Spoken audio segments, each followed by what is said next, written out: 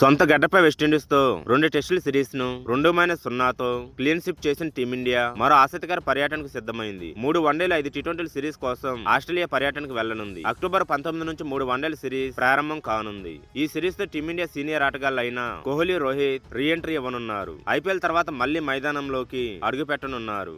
వీడియోను చూసే ముందు చిన్న రిక్వెస్ట్ అండి, వీడియోను లైక్ చేసి మీ సపోర్ట్ ని తెలియజేయండి. మొదటిసారి మన ఛానల్ ని చూస్తున్నట్లయితే సబ్స్క్రైబ్ చేసుకుని పక్కనే ఉన్న బెల్ ఐకాన్ ని ఆన్ చేసుకోండి. ఈ సిరీస్ కు ముందే టీమిండియా వన్డే కెప్టెన్సీ బాధ్యతల నుంచి రోహిత్ శర్మను తప్పించి శుభ్మన్ గిల్ ను సారథిగా నియమించారు. శ్రేయాస్ అయ్యర్ వైస్ కెప్టెన్ గా ఎంపికవ్వగా కోహ్లీతో పాటు రోహిత్ ఆటగాడిగా బరిలోకి దిగనున్నాడు. వన్డే ప్రపంచ కప్ 2027 టోర్నీని దృష్టిలో పెట్టుకుని కెప్టెన్సీ మార్పు చేశామని చీఫ్ సెలెక్టర్ అగార్కర్ వివరణిచ్చాడు. దాంతో ఆస్ట్రేలియా పర్యటనపై సర్వత్రా ఆసక్తి నెలకొంది. ఈ సిరీస్ తోనే కోహ్లీ, రోహిత్ భవితవ్యంపై స్పష్టత వచ్చే అవకాశం ఉంది. ఈ 3 వన్డేల సిరీస్ లో రాణిస్తేనే వారు జట్టులో కొనసాగే అవకాశం ఉంది. లేదంటే వారే స్వయంగా రిటైర్మెంట్ ప్రకటించొచ్చని రవిశాస్త్రి వంటి మాజీ ఆటగాళ్లు అభిప్రాయపడ్డారు. దాంతో ఈ సిరీస్ లో బరిలోకి దిగే టీమిండియా కాంబినేషన్ పై సర్వత్రా ఆసక్తి నెలకొంది. కోహ్లీ, రోహిత్ రీ-ఎంట్రీ నేపథ్యంలో జట్టులో చోటు దక్కించుకున్న ఆటగాళ్లు ఎవరు, బెంచ్ కు పరిమితమయ్యే ప్లేయర్స్ ఎవరా అనేది చర్చనీయాంశమైంది. పెర్త్ వేదికగా తొలి వన్డే ఆదివారం జరగనుంది. ఈ వికెట్ పూర్తిగా పేస్ కు అనుకూలంగా ఉంటుంది కాబట్టి టీమిండియా